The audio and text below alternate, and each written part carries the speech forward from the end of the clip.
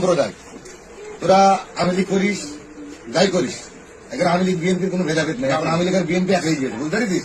ওরা আমাদের বিরুদ্ধে দাঁড়াই করবে, ভোট টানে শিখে দিতে হবে। যেহেতু নৌকা নেই, একদম সকাল সকাল ভোট কেন্দ্রে চলে যাবি। আর যে কটা বাড়ির লোক আছে তোদের সব ভোট করা জানে আমরা দেখতে পাই, আমাদের সামনে মারবি, ঠিক আছে তো?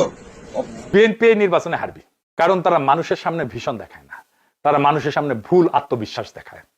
রাষ্ট্র চালানো কোনো স্টেজ শো না, স্পেকটাকল না। রাষ্ট্র চালানো কোনো রিলসের প্রতিযোগিতা না। রাষ্ট্র চালানো মানে আই হ্যাভ এ প্ল্যান বলে হাততালি নেওয়ার খেলা না। রাষ্ট্র চালানো মানে ভুল স্বীকার করার ক্ষমতা, সিস্টেম বানানোর ক্ষমতা, নিজেকে ছোট করে প্রতিষ্ঠানকে বড় করার ক্ষমতা। এটাই রাষ্ট্র, এটাই রাষ্ট্র নেতার কাজ। তারেক জিয়ার বিরাট একটা রহস্য ফাঁস। এটা হচ্ছে এমন যে তারেক জিয়া যে ব্যর্থ হবেন, তিনি যে বাংলাদেশের প্রধানমন্ত্রী হতে পারবেন না, এটা 17 বছর আগেই ঠিক হয়ে গিয়েছিল। মজার বিষয়, আগামী 12ই ফেব্রুয়ারি 2026 অর্থাৎ ত্রয়োদশ জাতীয় সংসদ নির্বাচনের দিন বিএনপি ভয়ঙ্কর একটি পরিকল্পনা তৈরি করে রেখেছে। আর এই পরিকল্পনা অন্য কেউ করে নাই, এটি স্বয়ং এসেছে তারেক রহমানের মাথা থেকে। আপনাদের কি মনে পড়ে তারেক রহমান যেদিন বাংলাদেশের মাটিতে পাড়া দিলেন এবং তিনি 300 ফিটে যে বক্তব্যটা দিয়েছিলেন, সেখানে একটি বক্তব্য তিনি বলেছিলেন, আই হ্যাভ এ প্ল্যান। একটা নিউজ আপনাকে স্বাগতম। প্রিয় দর্শক, বাংলাদেশের যে বর্তমান রাজনৈতিক প্রেক্ষাপট এবং যে পরিস্থিতির সৃষ্টি হয়েছে তারই আলোকে আপনাদের সামনে বেশ কয়েকটা গুরুত্বপূর্ণ ভিডিও নিয়ে হাজির হয়েছি, যার কিছুটা অংশবিশেষ ইতিমধ্যেই ভিডিওর শুরুতেই দেখেছেন। তো দর্শক, ভিডিওর শুরুটা দেখে কিন্তু বুঝতে পেরেছেন যে আজকের নিউজটা ঠিক কতটা গুরুত্বপূর্ণ এবং ঠিক কোন বিষয়টাকে ইঙ্গিত করছে। তাই বলবো, যারা ভিডিওটি অন করেছেন না টেনে সম্পূর্ণ নিউজটি মনোযোগ সহকারে দেখতে থাকুন, তাহলে আজকের মূল বিষয়টা বুঝতে। তারেক জিয়ার বিরাট একটা রহস্য ফাঁস। এটা হচ্ছে এমন যে তারেক জিয়া যে ব্যর্থ হবেন, তিনি যে বাংলাদেশের প্রধানমন্ত্রী হতে পারবেন না, এটা 17 বছর আগেই ঠিক হয়ে গিয়েছিল। মজার বিষয়, দর্শক, 17 বছর আগে মুসলেকা দিয়ে দেশ ছেড়েছিলেন তারেক জিয়া। কিসের মুসলেকা? যে আমি আর রাজনীতি করবো না, আমাকে ছেড়ে দাও, আমাকে আর পিটাইও না। হ্যাঁ, তারেক রহমান মজলুম ছিলেন। তারেক রহমান অপরাধ করেছেন, দুর্নীতি করেছেন, হাওয়া ভবন কেলেঙ্কারি থেকে শুরু করে এমন কোনো অপরাধ নেই যেটা তারেক রহমান করেন নাই। কিন্তু এই বলে কি তাকে পিটিয়ে কোমরের হাড় ভেঙে দিতে হবে? না, এটা অন্যায়। তারেক রহমান অপরাধ করেছে, আইন অনুযায়ী তার বিচার হবে। যে দুর্নীতি করেছে তার বিচার হবে, অর্থ পাচার যা করেছে 10% খাম্বার বিচার হবে, তার শাস্তি হবে। কিন্তু তাকে পেটাতে হবে, এটা মানবাধিকার লঙ্ঘন। এই যে ঝুলিয়ে পেটানোর যে ঘটনা, এটা মানবাধিকার লঙ্ঘন ছিল এবং ভয়ানক মানবাধিকার লঙ্ঘন। যদিও পেটানো হয়েছে মূলত খালেদা জিয়াকে ব্ল্যাকমেইল করার জন্যই, খালেদা জিয়া যাতে সন্তানের মায়ায় দুর্বল হয়ে যান, এবং আসলে হয়েছিল। ব্যারিস্টার মওদুদ আহমেদ এই বিষয়ে তার বইতে স্পষ্ট লিখেছিলেন, দেশের বৃহত্তর স্বার্থে খালেদা জিয়া সিদ্ধান্ত নিতে ব্যর্থ হয়েছিলেন 2008 সালে। সন্তানের স্বার্থে সিদ্ধান্ত নিয়েছেন। খালেদা জিয়া তখন জননেতা হিসেবে সিদ্ধান্ত নেন, একজন মা হিসেবে সিদ্ধান্ত নিয়েছেন। খালেদা জিয়া তো রক্ত মাংসে করা একজন মানুষ ছিলেন। এখন সেই পরিস্থিতিতে ভয়ানক নির্যাতনের শিকার হওয়ার পর, ভয়ানক নির্যাতন it's true, but in compare with other নির্যাতন এটা তেমন কিছু না। শিবিরের সাবেক সভাপতি দেলোয়ার হোসেন যে নির্যাতনের শিকার হয়েছেন, ডক্টর শফিকুল ইসলাম মাসুদ যে নির্যাতনের শিকার হয়েছেন, সেই তুলনায় তারেক রহমানেরটা তেমন কিছু না। শিবিরের ছেলেরা যে নির্যাতনের শিকার হয়েছেন, তারেক রহমান তার ধারে কাছেও না।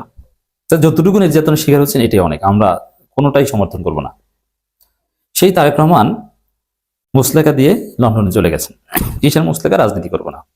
ওই দিনেই ওই মুসলেকা, 17 বছর আগের সেই মুসলেকাই হচ্ছে তারেক রহমানের ব্যর্থতার ভিত্তি, কলাম, যে তারেক রহমান আর জিততে পারবে না, তার পক্ষে নির্বাচনে যেতে আদৌ সম্ভব নয়, তারেক রহমানের পক্ষে প্রধানমন্ত্রী সম্ভব নয়। ওইটি শেষ। পরীক্ষা তখনই ফেল করেছেন। যদি পাশ করতে পারতেন তাহলে তিনি আজকে হতে পারতেন। পাশটা কি দেখেন, খালেদা জিয়াকে আপসহীন বলা হয়। অনেক ভুল ত্রুটি করেছেন না খালেদা জিয়া? খালেদা জিয়ার আমলেই বাংলাদেশে সবচেয়ে বেশি দুর্নীতি হয়েছে, কিন্তু তারপরও খালেদা জিয়া আপসহীন নেত্রী কেন?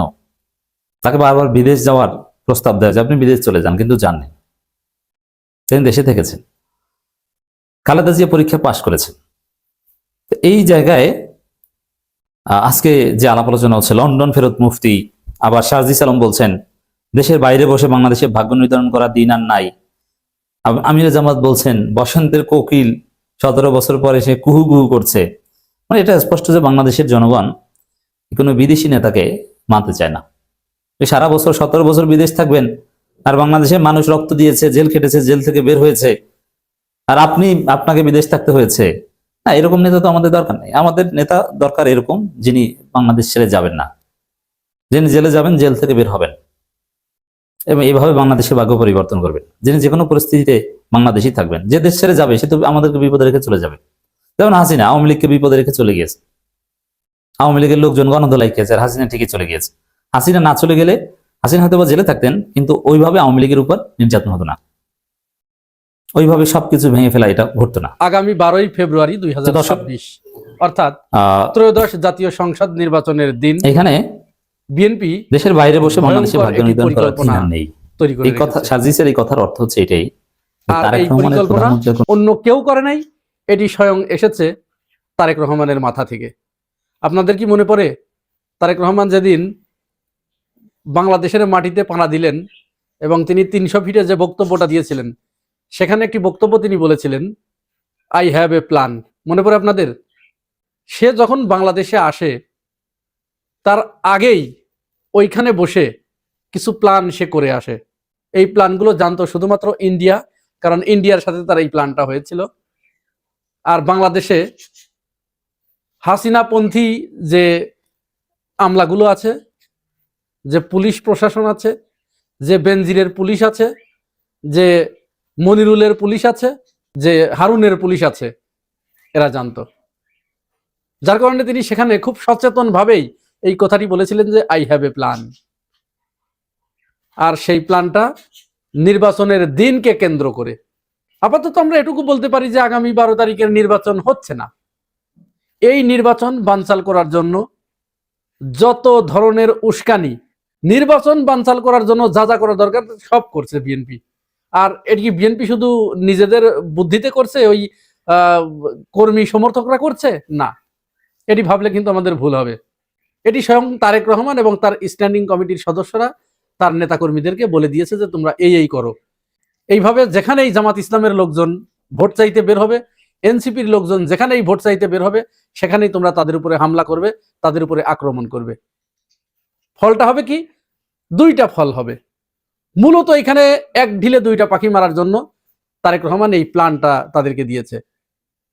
নাম্বার 1, যখন তোমরা তাদের উপরে হামলা করবে, প্রথম টার্গেট আপাতত যেটা হাসিল হবে সেটা হচ্ছে বাংলাদেশের মানুষ ভয় পেয়ে যাবে। প্রত্যেকেই, এদেশের সাধারণ নিরীহ মানুষ যারা আছে তারা ভয় পেয়ে যাবে। তারা ভয় পেয়ে আর অন্য দলের কথা মুখেও আনার সাহস পাবে না, এবং তাদের ভিতরে এই কনসেপশন তৈরি হবে যে তাহলে এত ক্ষমতার অধিকারী যেহেতু বিএনপি, এখানে অন্য কাউরে তাহলে ভোট দেওয়া যাবে না, বিএনপিকেই ক্ষমতায় আনতে হবে, বিএনপিকেই আমরা ভোট দেই, ধানের শীষেই আমরা ভোট দেই। জনগণ তখন ভয়ে ভীত হয়ে তাদেরকে ভোট দেবে। আর নাম্বার 2 হচ্ছে, যখন এইভাবে একের পর এক তোমরা হামলা করবে জামাতের লোকজনের উপরে, এনসিপির লোকজনের উপরে, তাদের নারীদেরকে হেনস্থা করবে, তাদের বুরকা টেনে ছিঁড়বে, তাদের হিজাব ধরে টানাটানি করবে, এই কাজ করলে জামাত ইসলাম কতক্ষণ ধৈর্য ধরে থাকবে? একজন মানুষ খুব বেশিক্ষণ ধৈর্য ধরে থাকতে পারে না। তাহলে যখন তারা অধৈর্য হয়ে যাবে, তখন তারা পাল্টা তোমাদের উপরেও আক্রমণ করবে। আর যখনই তোমাদের উপরে আক্রমণ করবে, তখনই সমস্ত মিডিয়াগুলোর সাথে তার এই সেটিংটা হয়ে গেছে। প্রথম আলো, ডেইলি স্টার সহ মেইন স্ট্রিমের যে মিডিয়াগুলো আছে, যারা শেখ হাসিনার সময় শেখ হাসিনার গোলামি করেছে, এখন তারেক রহমানের সময় তারেক রহমানের গোলামি করছে। মূলত এই মিডিয়াগুলো বাংলাদেশ খারাপ হওয়ার জন্য এরা দায়ী। রাজনীতিবিদরা 50% দায়ী হলে এই মিডিয়াগুলো বাকি 50% দায়ী। কারণ তাদের তো কেউ বলে দেয় নাই যে তোমরা তারেক রহমানের পা চাটো। তাদেরকে শেখ হাসিনা বলে দিয়েছিল না, হ্যাঁ, তাদেরকে আকার ইঙ্গিতে বলেছিল, কিন্তু তারা পা না চাটলে পরে শেখ হাসিনা তাদেরকে দিয়ে চাটাতো। তারেক রহমানও কিন্তু তাদেরকে ওইভাবে আক্ষরিকভাবে খুব ফোর্স ক্রিয়েট করে বলে নাই যে তোমরা আমাকে আমার পা চাটো, কিন্তু তারেক রহমান দেশে আসার পরে তারা পা চাটতে শুরু করেছে। তো যাই হোক, তাহলে যখনই জামাত ইসলাম পাল্টা তোমাদেরকে প্রতিঘাত করবে, কোথায়ও আমার কোনো নেতা কর্মীকে যদি কোনো রকম একটা ফুলের টোকা দেয়, সাথে সাথে তোমার মিডিয়াগুলো বসে আছে, এবং এই মিডিয়াগুলো তাদের কানে এবং নাকে এক ধরনের বিশেষ টুল ব্যবহার করছে, বিশেষ এলিমেন্টস ব্যবহার করছে, যে এলিমেন্টস গুলো সেখানে বিএনপির একটা সেন্সর লাগানো আছে, আর জামাত এবং এনসিপির একটা সেন্সর লাগানো আছে। বিএনপি যখন পাদে, তখন ওই দুর্গন্ধটা ওই এলিমেন্টস গ্রহণ করে না, ওই টুলসটা গ্রহণ করে না, ফলে তাদের নাক এবং কান খুব সজাগ থাকে। আর জামাত যদি কোনো রকম পাদার উপক্রম করে তাহলে সাথে সাথে তাদের ওই সেন্সর অত্যন্ত সজাগ হয়ে যায়। অনেকটা ওই যে ঝড়ের পূর্বাভাসের যে সাইরেন বেজে ওঠে না, যুদ্ধের প্রারম্ভে যে সাইরেন বেজে ওঠে, অথবা ব্যাংকগুলোতে যে ভোল্টের ভিতরে যে ইন্ট্রোডিউসার অ্যালার্ম থাকে, ওই অ্যালার্মগুলো যেমন আগাম বিপদের সংবাদ পেলেই তারা অটো বেজে ওঠে, এই সাংবাদিকদের এই মিডিয়া হাউসগুলোর নাকে এবং কানে এরকম জামাত সম্পর্কে একটা সেন্সর লাগানো আছে, এবং তারা গভীর আগ্রহে অত্যন্ত ধ্যানী পাখির মতো, মাছরাঙার মতো তারা অপেক্ষায় আছে কখন জামাত ইসলাম পাল্টা বিএনপির কারো গায়ে একটা ফুলের টোকা দেবে। সাথে সাথে সমস্ত মিডিয়াগুলো একসাথে ঝাঁপিয়ে পড়বে জামাতের উপরে। কি আমার কথা বিশ্বাস হচ্ছে না? আপনারা দেখেছেন গত 2 দিনে, অর্থাৎ 25, 26, আজ তো 27 তারিখ চলে গেল আমি যখন ভিডিও করছি, এই 2 দিনে সারা বাংলাদেশে তারা প্রায় 22 জায়গায় জামাতের নারী নেতৃত্বের উপরে তারা হামলা করেছে, তাদেরকে হেনস্থা করেছে, শারীরিকভাবে তাদেরকে লাঞ্ছিত করেছে। বৃদ্ধ মহিলাদের পেটের উপরে, তলপেটের উপরে তারা বুট জুতা পায়ে লাথি পর্যন্ত মেরেছে। এমনকি জামাতের পুরুষ কর্মীদের পুরুষাঙ্গের উপরে লাথি দিয়ে তাদের ওই মানে পুরুষাঙ্গটা পর্যন্ত ফাটিয়ে দিয়েছে এই কয়েকদিনে। আজও 27 তারিখে সারা বাংলাদেশেই হামলা হয়েছে। সবচেয়ে ন্যাক্কারজনক হামলা যেটি হয়েছে সেটি ঢাকা 8 আসনে নাসিরউদ্দিন পাটোয়ারির উপরে তারা হামলা করেছে। ছাত্র দলকে লেলিয়ে দিয়েছে মির্জা আব্বাস এবং ইশরাক। ইশরাক কয়েকদিন আগে বলেছিল, আপনাদের মনে আছে, যে আমরা যদি আমাদের কর্মীদেরকে হুকুম দেই তাহলে জামাত এবং এনসিপি তারা মাঠেই নামতে পারবে না। তারা মূলত তাই করেছে এবং তারা তাই চাচ্ছে যে আমরা মাঠে নামতে দিব না, ফাঁকা মাঠে গোল দিব। যদি তারা পাল্টা প্রতিঘাত করতে আসে তাহলে আমাদের মিডিয়াগুলো তাদের চরিত্র হনন করবে, আমাদের পথ একেবারে পানির মতো পরিষ্কার হয়ে যাবে। বিএনপি এই যে প্ল্যানটা নিয়েছে, জামাত ইসলাম এখন যদি কোনো মতো অবস্থায় কোনো জায়গায় বিএনপিকে প্রতিঘাত করে, পাল্টা প্রতিঘাত করে এই আঘাতের জবাব দেয়, তাহলে এটা হট্টগোল শুরু হবে। হট্টগোল শুরু হলেই নির্বাচন কমিশন নির্বাচন বাতিল করে দেবে, তফসিল স্থগিত করবে, নির্বাচন হবে না। আচ্ছা, এখন জামাত ইসলাম যদি অত্যন্ত ধৈর্যের পরিচয় দিয়ে যদি তারপরেও ঠিক আছে, জনগণ যেহেতু আমাদের সাথে আছে, আমরা ব্যালটের মাধ্যমে এর জবাব দিব, এই পরিকল্পনা নিয়ে জামাত যদি ধৈর্য ধরে মায়ের খেয়ে খেয়ে সামনে এগিয়ে যায় এবং 12 তারিখ পর্যন্ত যদি এসেই যায়, তাহলে তারেক রহমানের সাথে যে ডিলটা হয়েছে উচ্চ পর্যায় থেকে কিছু নাম প্রকাশে অনিচ্ছুক কিছু আমলাদের কাছ থেকে, প্রশাসনের কিছু কর্মকর্তাদের কাছ থেকে, যারা এই জুলাই গণঅভ্যুত্থানপন্থী কিছু মানুষ আছে না, আছে তো অবশ্যই, নাম প্রকাশ না করার শর্তে তারা এটি বলেছে যে তাদের এই প্ল্যান যে তারা 12 তারিখে সরাসরি ভোট কেন্দ্র দখল করে ফেলবে। যখন ভোট কেন্দ্র দখল করে ফেলবে, ব্যালট ছিনতাই করে নেবে, এবং ব্যালট ছিনতাই করে নিয়েই তারা যেটা করবে, একের পর এক শুধু ধানের শীষার না। আর এদিকে তাদের যে সন্ত্রাসী বাহিনীরা আছে তারা কিছু সময় অন্যান্য দলের লোকদেরকে ঠেকিয়ে রাখবে, আর সেখান থেকে ভোটগুলো তারা বলে দেবে যে এত ভোট হয়েছে। জেলা নির্বাচন কমিশন থেকে রিটার্নিং কর্মকর্তা তিনি প্রজেক্টরের মাধ্যমে ঘোষণা দিবেন যে অমুক দল বা অমুক প্রার্থী এত ভোট পেয়েছে, অর্থাৎ ওইখান থেকে ঘোষণা হয়ে যাবে। ওই ঘোষণা হবার সাথে সাথে মেইন স্ট্রিমের সমস্ত মিডিয়া তারা তো বসেই আছে, প্ল্যানটা দেখেন কত ভয়ঙ্কর প্ল্যান নিয়ে তারা আগাচ্ছে। তারা সাথে সাথে টিভি স্ক্রলে দিয়ে দেবে যে ধানের শীষ এত ভোটে অমুক আসনে জয়লাভ করেছে। এই করে করে তারা 278 থেকে 80টি আসন, এই যে বারবার জাহেদ, তারপরে ওই বিরানি আলম, এরা বলছে না যে বিএনপি 280-র উপরে আসন পাবে। আমাদের মনে আছে 2008 সালে আওয়ামী লীগ ওই নির্বাচনের আগে এরকম বলে বেড়াতো যে 200-র উপরে আওয়ামী লীগ আসন পাবে। তার মানে তাদের সাথে ওই ডিলিংস হয়েছিল, তারা এতটা নিশ্চিত হয়ে গিয়েছিল। এখনো তারা বিএনপি বলছে তারা 280টার মতো আসন পাবে, মানে 250+। তার মানে কি তাদের সাথে ডিলিংসটা এরকম হয়েছে। আর পরিকল্পনা আমি আপনাদেরকে বলে দিলাম, এইটা তারা করবে। এখন জামাত এবং এনসিপির লোকজন আপনারা কি করবেন, এখনো সময় আছে, ভাবুন। তবে আপাতত যে কথা, আপনাদের প্রত্যেকের কাছে মোবাইল ফোন রাখুন। যখনই বখাটেরা, সন্ত্রাসীরা আপনাদের উপরে, মা বোনের উপরে হামলা করতে যায়, আপনারা সাথে সাথে ভিডিও ধারণ করবেন, ভিডিওটা সোশ্যাল মিডিয়ায় ছেড়ে দিবেন। আর মা বোনদের একা একা আপনারা ভোট চাইতে পাঠাবেন না।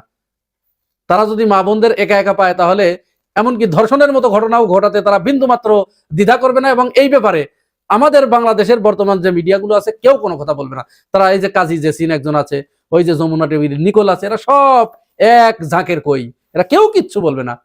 এরা এইটাই চাচ্ছে। এবং এইখানে আপনি যদি হয়তো একজন বিএনপির কোন নেতা আপনার কোনো নারীকে, জামাতের কোনো নারীকে ধর্ষণ করছে, আপনি যদি যে ওই সময় হাতে নাতে ধরে বিএনপির ওই বোখাইটিকে, ওই সন্ত্রাসীকে যদি পাছার উপরে একটা লাথি মারেন, তাহলে আপনার ওই লাথি মারার খবরটা প্রকাশ হবে, ওই ধর্ষণের খবর কিন্তু প্রকাশ করবে না। এরকম পরিকল্পনা নিয়ে তারা সামনে আগাচ্ছে। তাহলে আপনারা ভিডিওগুলো ধারণ করুন, আর মহিলাদের সাথে যখন তাদেরকে ভোট চাইতে পাঠাবেন, তখন আশেপাশে অন্তত 2-4-50 জন পুরুষ মানুষ আপনারা পাহারায় থাকেন, না হলে তারা আপনাদের মা বোনের ইজ্জত পর্যন্ত লুণ্ঠন করতে